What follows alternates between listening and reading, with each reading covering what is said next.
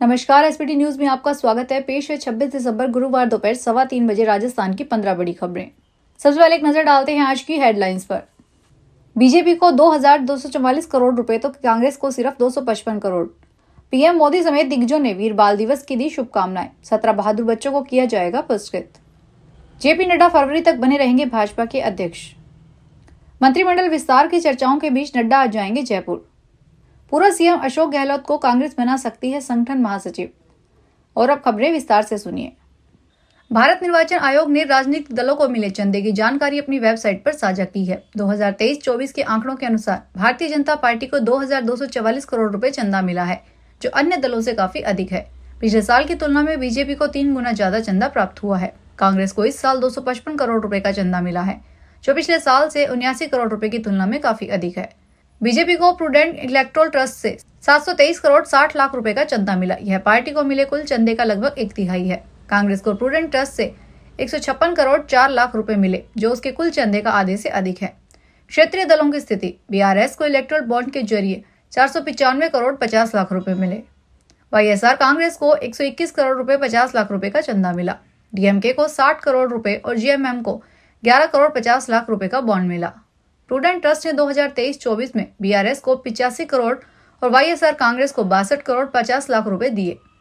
TDP को prudent ने 33 करोड़ रुपए का चंदा मिला। डीएमके को ट्राइफ इलेक्टोरल ट्रस्ट और जय भारत ट्रस्ट से 8 करोड़ रुपए मिले। आज देश वीर बाल दिवस मना रहा है। भारत मंडपम में 17 बहादुर बच्चों को पुरस्कृत किया जाएगा। इस मौके पर प्रधानमंत्री नरेंद्र मोदी समेत तमाम नेताओं ने शुभकामनाएं दी है। पीएम मोदी ने सोशल मीडिया प्लेटफॉर्म एक्स पर लिखा, आज वीर बाल दिवस पर हम साहिबजादों की अद्वितीय वीरता और बलिदान को याद करते हैं। वहीं केंद्रीय महिला एवं बाल विकास मंत्री अन्नपूर्णा देवी ने एक्स पोस्ट पर लिखा, वीर जोरावर सिंह और वीर फतेह सिंह के महान बलिदान को यह कृतज्ञ राष्ट्र कभी नहीं भूलेगा। भाजपा अध्यक्ष जेपी नड्डा का 6 महीने का विस्तार दिसंबर में समाप्त हो रहा है। अब वे आगामी फरवरी तक अध्यक्ष बने रहेंगे। फरवरी तक भाजपा को नया अध्यक्ष मिलेगा। भाजपा और आरएसएस के बीच सहमति न बनने के कारण पार्टी के नए अध्यक्ष के नाम पर सहमति नहीं बन पा रही है। नड्डा का कार्यकाल जून में ही समाप्त हो गया था। उन्हें 6 महीने का विस्तार दिया गया था, लेकिन अभी किसी एक नेता के नाम पर सहमति नहीं बनी है। राजस्थान में मंत्रिमंडल विस्तार व फेरबदल की तेज हुई चर्चाओं के बीच गुरुवार को भाजपा के राष्ट्रीय अध्यक्ष व केंद्रीय मंत्री जेपी नड्डा जयपुर आ रहे हैं। 2 दिवसीय दौरे के दौरान एक सरकारी कार्यक्रम के साथ ही प्रदेश भाजपा मुख्यालय भी आएंगे। यहाँ पार्टी के वरिष्ठ नेताओं से संगठन विस्तार व अन्य मुद्दों को लेकर चर्चा होगी। राजस्थान भाजपा में संगठन फेरबदल भी जल्द होना है।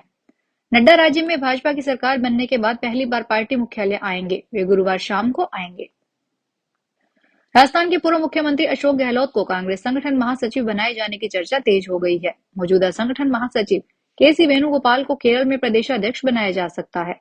ऐसे में कांग्रेस उत्तर भारत के वरिष्ठ नेता को संगठन महासचिव का पद सौंपकर हिंदी बेल्ट में पार्टी की रणनीति को प्रभावी रूप से लागू करने की तैयारी कर रही है।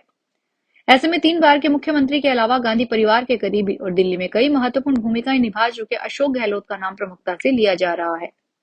कांग्रेस संगठन महासचिव की पद की दौड़ में हिंदी पट्टी के नेताओं में छत्तीसगढ़ के पूर्व मुख्यमंत्री भूपेश बघेल, पूर्व केंद्रीय मंत्री अजय माकन और महाराष्ट्र से मुकुल वासनिक के नाम की भी चर्चा है। मीका सिंह बॉलीवुड इंडस्ट्री के मशहूर सिंगरों में से एक है। उन्होंने कई फिल्मों के हिट गाने हैं। मीका ने इस साल की शुरुआत में अनंत अंबानी और राधिका मर्चेंट की शादी में परफॉर्म किया था, जिसके लिए उन्होंने लाखों की फीस ली।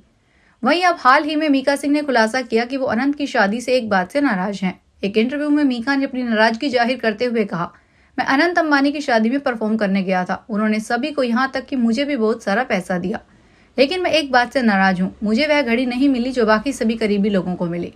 रिपोर्ट्स के अनुसार अंबानी ने शाहरुख खान और रणवीर सिंह सहित कुछ सेलेब्स को 2 करोड़ से ज्यादा की कीमत की लग्जरी घड़ियां उपहार में दी थी। गुजरात के सरदार वल्लभ भाई पटेल एयरपोर्ट पर करीब 3 किलो सोना जब्त किया गया है। इस सोने को फ्लाइट के जरिए बैंकॉक से अहमदाबाद लाया गया था। सोने की कीमत 2 करोड़ 35 लाख से ज्यादा की बताई जा रही है। सोने की तस्करी के लिए जो तरीका इस्तेमाल किया गया था, उसे देखकर अधिकारी भी हैरान रह गए। इस सोने को एक एयर कंप्रेसर के पिस्टन में छिपा लिया गया था। राजस्व खुफिया निदेशालय ने मिली टिप के बाद आरोपी को गिरफ्तार कर लिया। रेल यात्रियों के लिए राहत की खबर है। एसी कोच में गंदे व बदबूदार बेडरोल की लगातार मिल रही शिकायतों के बाद रेलवे बोर्ड सख्त हो गया है। अब ट्रेनों में उच्च गुणवत्ता वाले बेडरोल उपलब्ध करवाए जाएंगे। जल्द ही इनका ट्रायल राजस्थान में संचालित होने वाली प्रमुख ट्रेनों में शुरू हो जाएगा। रेलवे अधिकारियों ने बताया कि बोर्ड ने बेडरोल की गुणवत्ता जांचने के लिए कमेटी का गठन किया था। उसकी रिपोर्ट के बाद बोर्ड ने उच्च गुणवत्ता वाले लिनन के खरीद के निर्देश दिए हैं। अच्छी गुणवत्ता वाले लिनन का रख रखाव भी आसान होगा। जयपुर में नया सिस्टम एक्टिव होगा। अगले 2 दिन ओले बारिश का दौर चल सकता है। इससे दिन का तापमान लुढ़कने से सर्दी बढ़ सकती है। नए सिस्टम का प्रभाव 27-28 दिसंबर को रहेगा। इस सिस्टम के गुजरने के बाद 29 से 30 दिसंबर से फिर से उत्तरी ठंड हवाएं चलेगी। रात का पारा 2 से 4 डिग्री तक लुढ़कने के आसार है। राजस्थान सरकार एसआई भर्ती परीक्षा 2021 को रद्द करने की तैयारी में है। अगली कैबिनेट बैठक में एसआई भर्ती रद्द करने का फैसला हो सकता है। मंत्रियों की समिति भर्ती को रद्द करने की रिपोर्ट दे चुकी है। मंत्रियों की सब कमेटी की रिपोर्ट के आधार पर गृह विभाग एसआई भर्ती को रद्द करने का प्रस्ताव सीएम को भेज चुका है। अब इस पर कैबिनेट में फैसला होना है।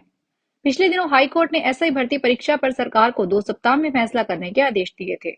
हाईकोर्ट की समय सीमा पूरी हो चुकी है। जनवरी में अगली सुनवाई के दौरान सरकार को हाईकोर्ट में जवाब के साथ स्टेटस रिपोर्ट पेश करनी है। ऐसे में अब एसआई भर्ती रद्द करने पर फैसला जल्द होने के आसार हैं। कांग्रेस ने राजस्थान में बीकानेर के 3 नेताओं को दिल्ली विधानसभा चुनाव में पर्यवेक्षक के रूप में जिम्मेदारी सौंपी है। इसमें लून कलानसर से कांग्रेस प्रत्याशी रहे राजेंद्र मोहन, देहात कांग्रेस अध्यक्ष बिश्नाराम सियाग और प्रदेश कांग्रेस पदाधिकारी जिया उर रहमान आरिफ शामिल हैं। रेलवे राजस्थान के यात्रियों को नए साल में बड़ा तोहफा देने जा रहा है। इसके तहत उत्तर पश्चिमी रेलवे ने 5 स्पेशल ट्रेनों को 6-6 महीने का एक्सटेंशन दे दिया है। इससे ये 5 ट्रेनें अब 1 जनवरी से 30 जून तक और संचालित होगी। उत्तर पश्चिमी रेलवे के मुख्य जनसंपर्क अधिकारी कैप्टन शशि किरण के अनुसार इसमें गाड़ी संख्या 04705, 04706 जयपुर श्री गंगानगर जयपुर प्रतिदिन स्पेशल रेल सेवा अब 1 जनवरी 2025 से आगामी 30 जून तक चलेगी। इस अवधि में यह ट्रेन 181 ट्रिप करेगी। इसी तरह से गाड़ी संख्या 04801, 04802 सीकर जयपुर सीकर प्रतिदिन स्पेशल ट्रेन और गाड़ी संख्या 09635, 09636 जयपुर रेवाड़ी जयपुर प्रतिदिन स्पेशल ट्रेन को विस्तार दिया गया है। श्रीगंगानगर राजस्थान में सरकार महिला पशुपालकों का नए साल से उनका सम्मान करेगी। इसमें खासकर उन ग्रामीण महिलाओं को प्राथमिकता दी जाएगी जिसने पशुपालन के क्षेत्र में नए आयाम बनाए हों, नवाचार किए हों। विभाग द्वारा समय समय पर आयोजित प्रतियोगिताओं, दुग्ध प्रतियोगिता, पशु मेले में आयोजित नस्ल एवं उत्पादन से संबंधित पशु प्रतियोगिता आदि से पुरस्कृत हो चुकी है। इन महिलाओं को ब्लॉक व जिला स्तर के साथ राज्य स्तर पर भी सम्मानित किया जाएगा। इसके तहत प्रगतिशील महिला पशुपालकों को अपने किसी भी नजदीक पशु चिकित्सालय में आगामी 31 जनवरी तक जरूरी दस्तावेजों के साथ आवेदन करना होगा। महिला का राजस्थानी का मूल निवासी होना आवश्यक है। राजस्थान में गरीब व जरूरतमंद लोगों के लिए मुख्यमंत्री सद्भावना केंद्र खोलने की नई योजना शुरू की गई है। इस योजना की परिकल्पना मुख्यमंत्री भजन लाल शर्मा ने की थी। उसी मुताबिक प्रदेश के शहरी निकायों में यह योजना शुरू की गई है। प्रदेश के शहरों में एक बड़ी आबादी निम्न आय वर्ग, गरीब व जरूरतमंद लोगों की है। इनमें कपड़े, जूते, किताबें, खिलौने, फर्नीचर व इलेक्ट्रॉनिक सामान निःशुल्क उपलब्ध करवाने के लिए स्वायत्त शासन विभाग ने यह योजना का खाका तैयार किया है। योजना के तहत प्रदेश भर के शहरों में मुख्यमंत्री सद्भावना केंद्र खोले जा रहे हैं।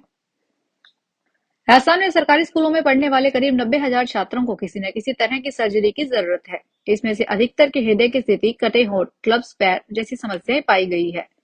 इनका उपचार अब चिकित्सा एवं स्वास्थ्य विभाग और शिक्षा विभाग मिलकर करवाएगा। प्रदेश के छात्रों के सर्वांगीण विकास को ध्यान में रखते हुए स्कूल शिक्षा विभाग ने अगस्त-सितंबर महीने में पेपरलेस डिजिटल स्वास्थ्य सर्वे करवाया है। इसमें सरकारी स्कूलों के सभी विद्यार्थियों का हेल्थ सर्वे कर ऐसे छात्रों की पहचान की गई जिन्हें मेडिकल नीड्स हैं। इस डिजिटल सर्वे से मिले आंकड़ों के अनुसार करीब 90,000 छात्रों के हृदय की स्थिति, कटे होंठ, क्लब्स पैर जैसी समस्याएं सामने आई। सर्जिकल रिक्वायरमेंट वाले इन छात्रों का डेटा स्थानीय स्तर पर शिक्षा विभाग के अधिकारियों को उपलब्ध करवा दिया गया है। फिलहाल इस बुलेटिन में इतना ही, फिर हाजिर होंगे बड़ी खबरों के साथ। अगर आप भी अपने आसपास की छोटी बड़ी और महत्वपूर्ण खबरों से अपडेट रहना चाहते हैं तो सब्सक्राइब कीजिए हमारे चैनल एसपीटी न्यूज को और प्रेस कीजिए बेल आइकन पर।